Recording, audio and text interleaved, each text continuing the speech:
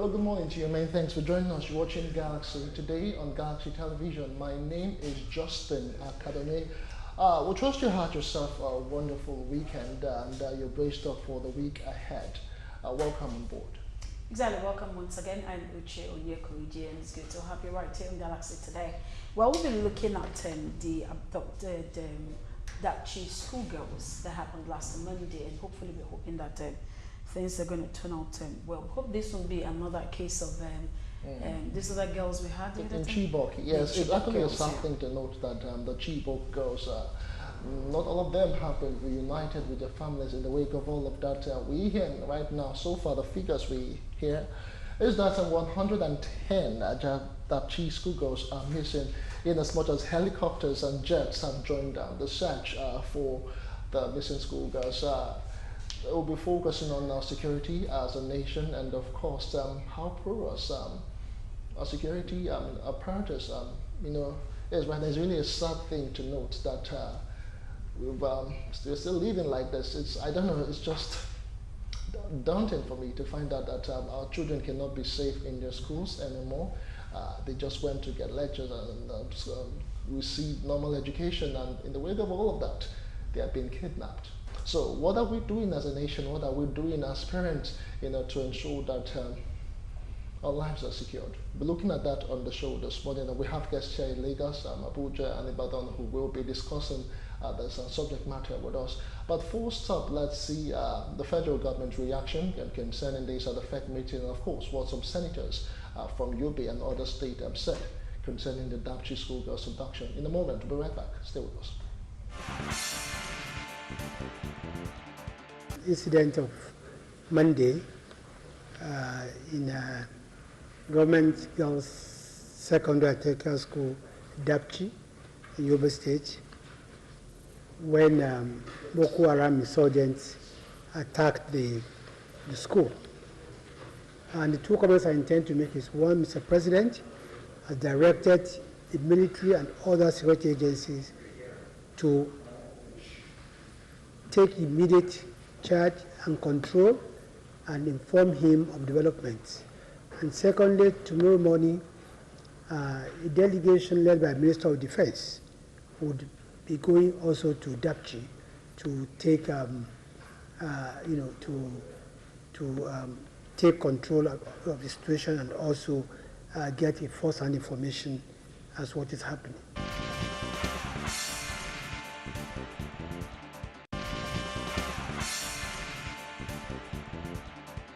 Military and indeed the police are overstretched to their limits at this period of national insecurity. That's what makes a stronger case for another level of policing, because if you are not asking the military and the police to provide security at all the schools, primary and secondary, they cannot have the number to do so. So there must be another level of policing that will be able to complement the federal government security infrastructure in order to be able to secure all parts of Nigeria and all the schools. So having said this, if you want to, can go straight to the prayers. At this point, commend Mr. President, President Muhammadu Buhari, for immediately taking action by directing the armed forces to move into Yobe to ensure that Boko Haram did not run away with any single girl from Dapchi. I want to also commend the governor of Yobe State, Governor Ibrahim Gaidam, for ensuring that parents were comforted, for sending officials of the Ministry of Education to go around the families and ensure that they took head counts of the girls from that school. Out of the 926 female students who ran into the bush, 46 are still missing. Order! But of course, this is a big improvement from the earlier stage when the children, all the school children went into the bush. There was 0 number in the school. But on a few hours later, when there was a head count, 810 of them had come back. And as of yesterday evening, 46 girls are still missing. I understand the governor of Yobe State has already gotten the military to deploy military and the police. They are all still working on it, but as of yesterday, 46 are still missing. There was no case of killing. Not a single body was found anywhere. Mr. President, this is quite disheartening to hear, with due respect to Senator Ahmed Lawan, to commend the state government for serially failing to protect our students. This is the primary responsibility of government, to protect the lives and property of its citizens. The state government of Yobe has serially failed in this regard. It has abdicated its primary responsibility in doing that.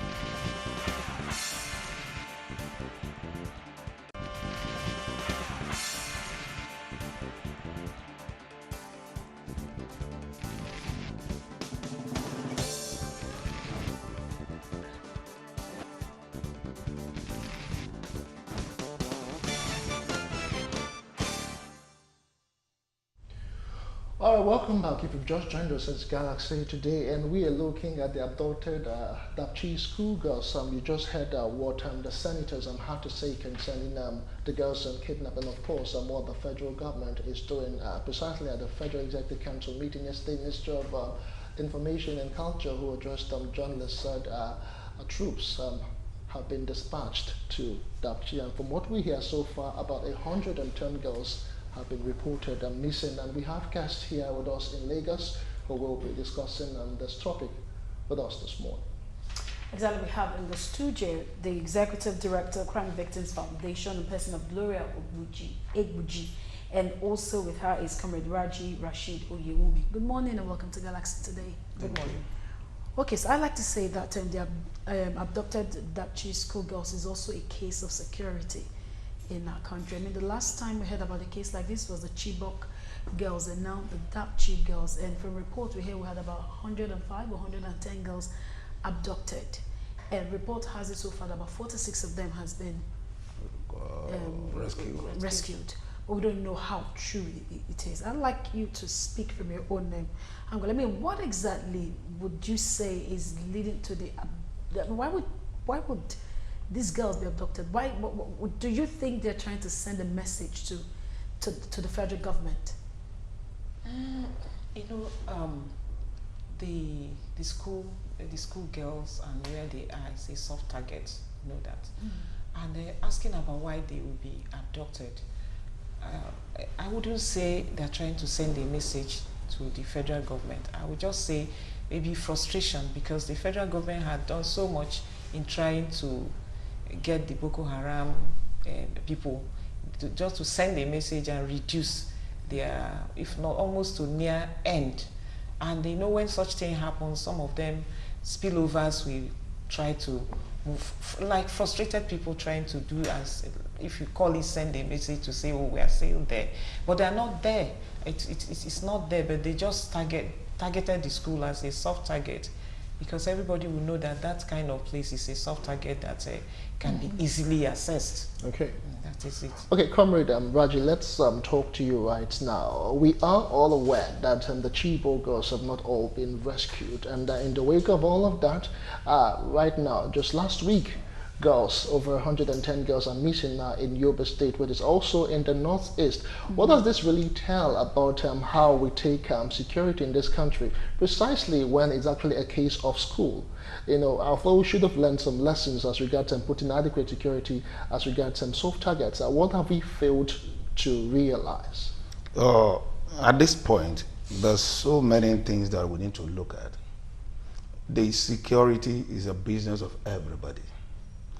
And those who are monitoring you in order to strike, you cannot be wiser than them. Because this thing is repeating itself now. 2014, 2015 election, 2018, 2019 election. So some people are in the business of watching government and security agents, the way they move from one location to the other. Why is it that whenever military try to change its personnel, this kind of thing happen? Then you look at it that the government has tried to some extent that you cannot even go to that school and take about 200. Now they can only manage to take 110. And some are being rescued, the information here and there. But the issue is this. That zone, that region is not yet safe for now. Government is trying, even the president of military in that region make it not safe for the Boko Haram men.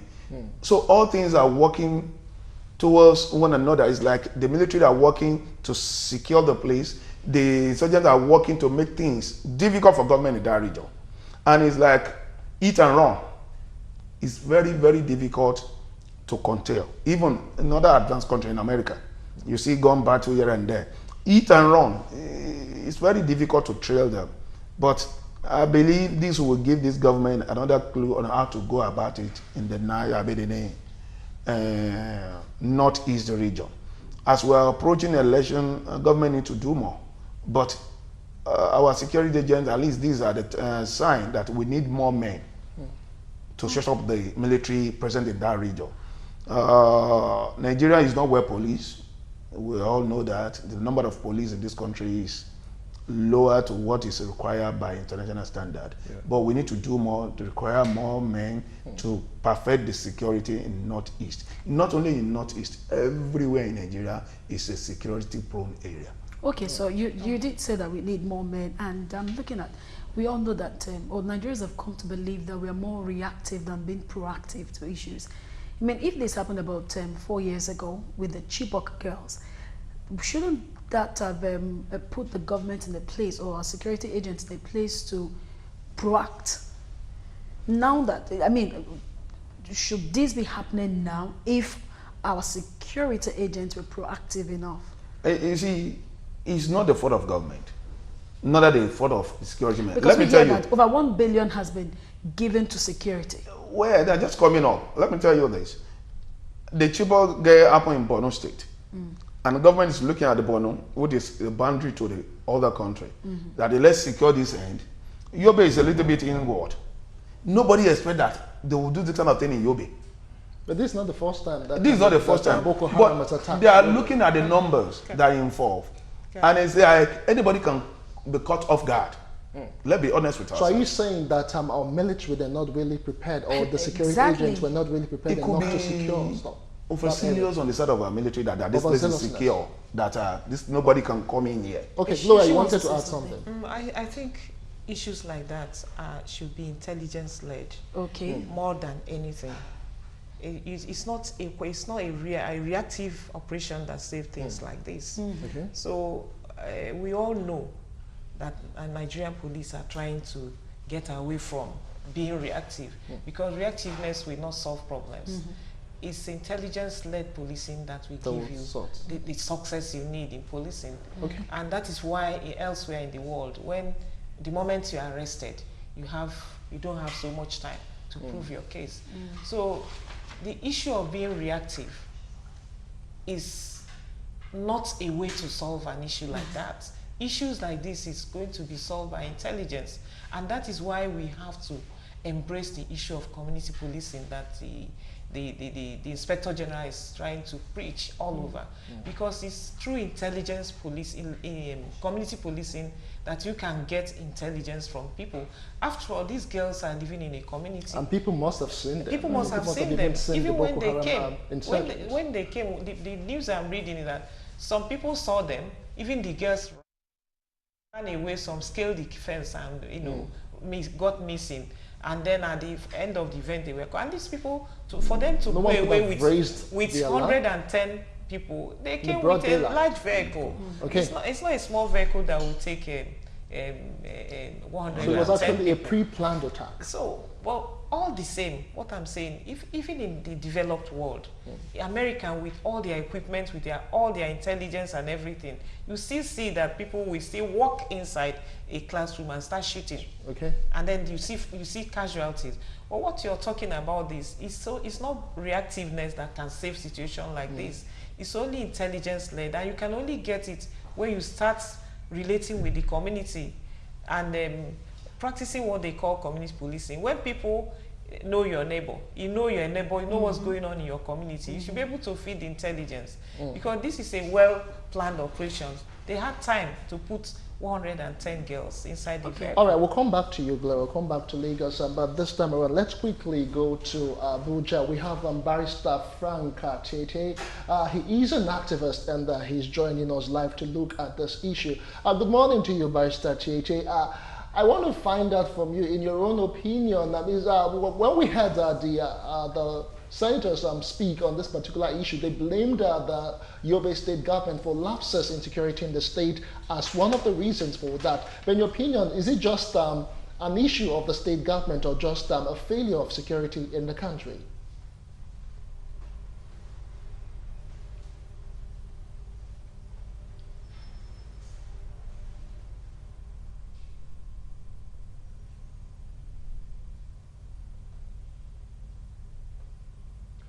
All right, thank you for this opportunity again to be part of this national discourse.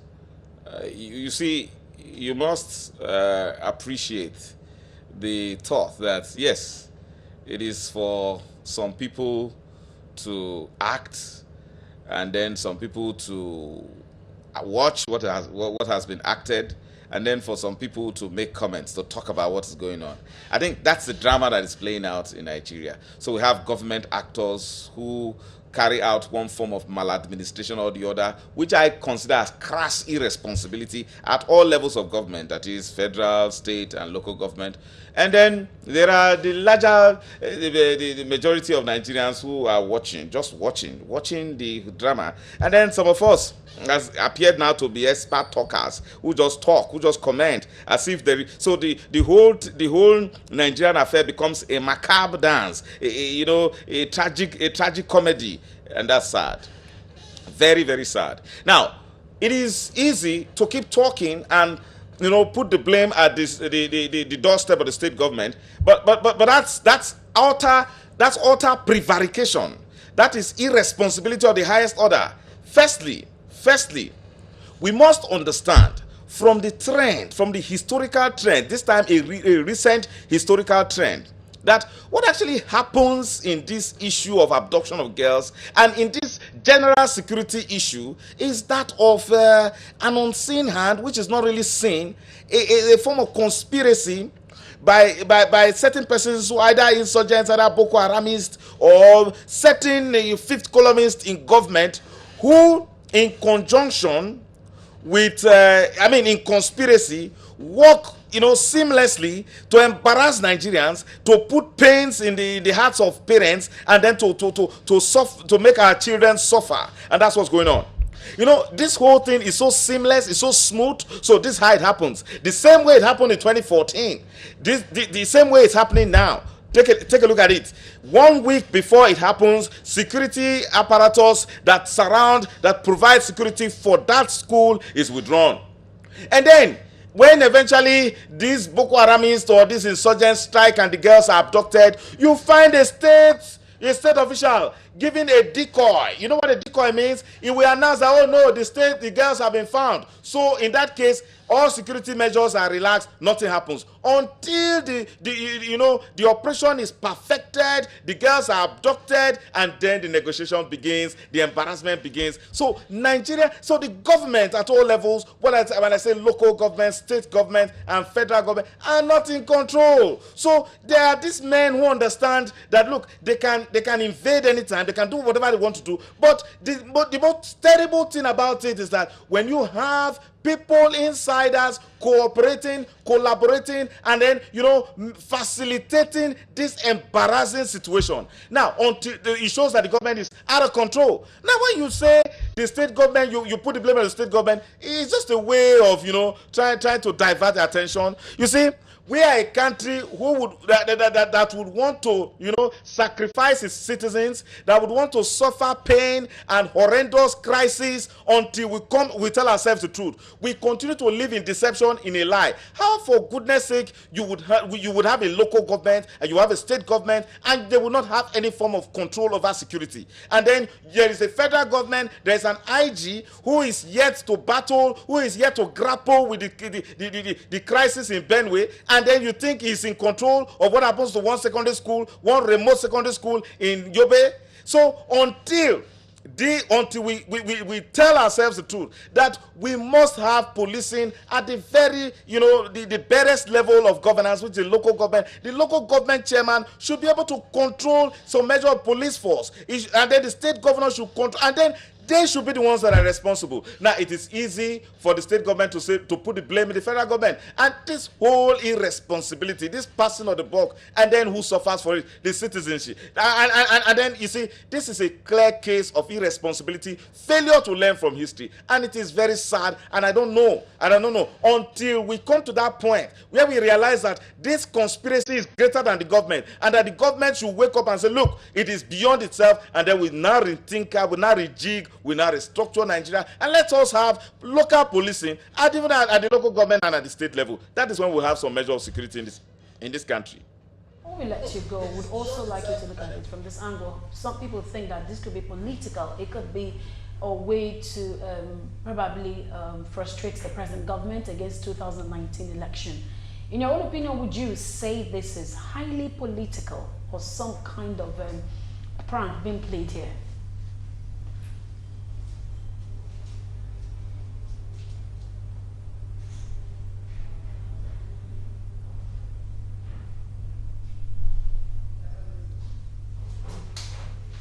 It is a mixture of many issues. It is a mixture of politics, a mixture of security. It's also a mixture of financial gain. It is very lucrative. When you find out that having adopted the Chibok girls and so much ransom has been paid, and then an election year is approaching, you would do everything possible as an insurgent to adopt more girls and then to raise the stakes. So that makes it, a mixture of political, security, and financial issues. But you see, a smart government and a smart country, smart people should know that this would always happen.